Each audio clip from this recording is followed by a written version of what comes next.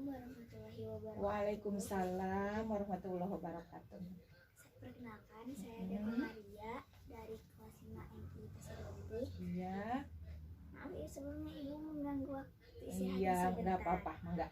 Saya akan mengajukan pertanyaan seputar hal menyangkut kenakalan remaja, khususnya tawuran antar pelajar. Iya, enggak. Bagaimana pandangan ibu terkait tawuran antar pelajar? Untuk tawuran antar pelajar adalah salah satu kenakalan anak ya, kenakalan anak remaja yang mungkin kalau untuk tawuran itu sendiri biasanya itu ada sponsornya, ada yang mengajak. Kalau yang anaknya langsung dari sekolah itu biasanya jarang.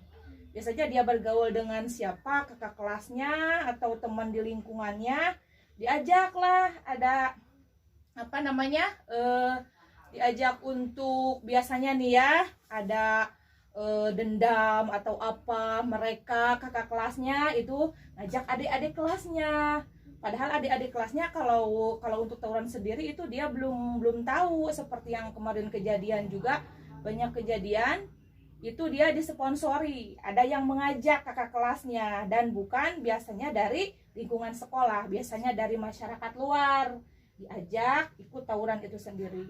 Jadi kalau menurut ibu, tawuran itu memang sangat mengganggu, satu, mengganggu waktu sekolah biasanya kan. Kadang-kadang waktunya sekolah dia kabur dari sekolah ikut tawuran, atau kedua kalau misalkan dia pulang sekolah juga mengganggu lingkungan sekitar. Jadi lingkungan di sekitar itu akan resah kalau ada tawuran, apalagi yang sekarang tawurannya banyak menggunakan alat atau benda-benda tajam ya, seperti yang di anak-anak SMK, STM gitu ya. Biasanya kan bawa apa teh? Cerulit ya, bawa golok dan sebagainya, itu sangat meresahkan. Bahkan banyak kejadian yang tawuran itu ada yang menyebabkan korban jiwa juga.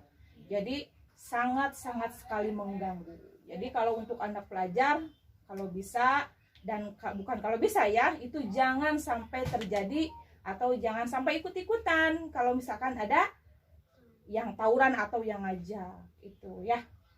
Boleh dilanjut. Apakah di Desa Nagrak Utara atau Kecamatan Nagrak kasus tawuran antar pelajar biasa ada?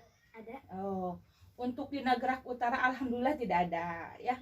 Nagrak Utara itu kalau dilihat dari SMA itu hanya ada SMA 1 Nagrak, dan SMA 1 Nagrak itu belum terdengar ada tawuran ya. Kalau SMP-nya SMP PGRI paling ya untuk Desa Nagrak Utara itu selama ini ibu belum pernah dengar kalau untuk di Desa Nagrak Utara. Tapi kalau misalkan warga Nagrak Utara yang sekolah di mana gitu ya ikut-ikutan tawuran itu ada gitu ya. Biasanya apa Bu yang menjadi penyebab tawuran antar pelajar tersebut? Nah itu tadi untuk penyebabnya, yang pertama adalah si anak itu dia tidak fokus belajar atau salah pergaulan. Dia bergaul dengan orang lain, diajak tawuran, dia ikutan. Kemudian yang kedua, pola asuh orang tuanya. Jadi orang tuanya di rumah kurang memperhatikan si anak. Jadi tetap untuk pendidikan yang di rumah itu yang utama. Jadi setelah pulang sekolah harusnya orang tua itu yang lebih mengawasi anak. Atau kalau misalkan di luar sekolah juga dia harusnya mengikuti kegiatan-kegiatan yang positif.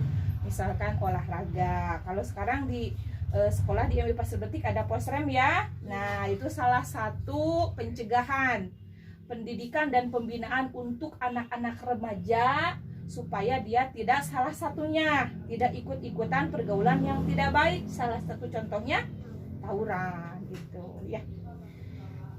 Biasanya mereka yang melakukan tawuran antar pelajar itu jenjang sekolahnya apa Bu?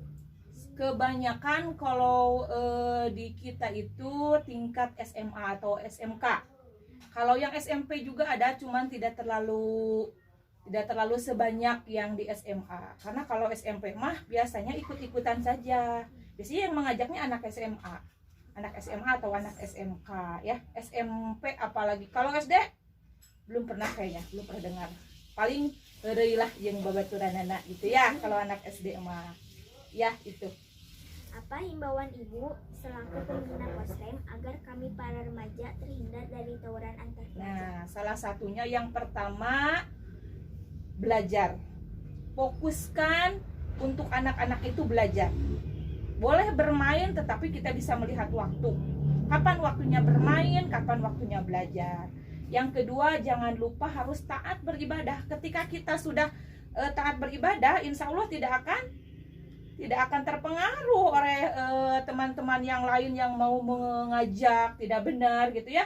Dasar agama kita, iman kita kuat, perdalam pendidikan agama. Yang pertama belajar, yang kedua perdalam pendidikan agama, yang ketiga ikuti kegiatan-kegiatan yang positif ya. Positif seperti posyandu remaja, ikutan kalau ada kegiatan. Terus kegiatan apa lagi, misalkan ada kegiatan olahraga, ikutan gitu ya. Pramuka kan ada sekarang kalau di SMP, di SD juga di MI ya ada. Apalagi yang positif banyak ya. Yang penting untuk menghindari terjadi seperti itu, satu, harus rajin belajar.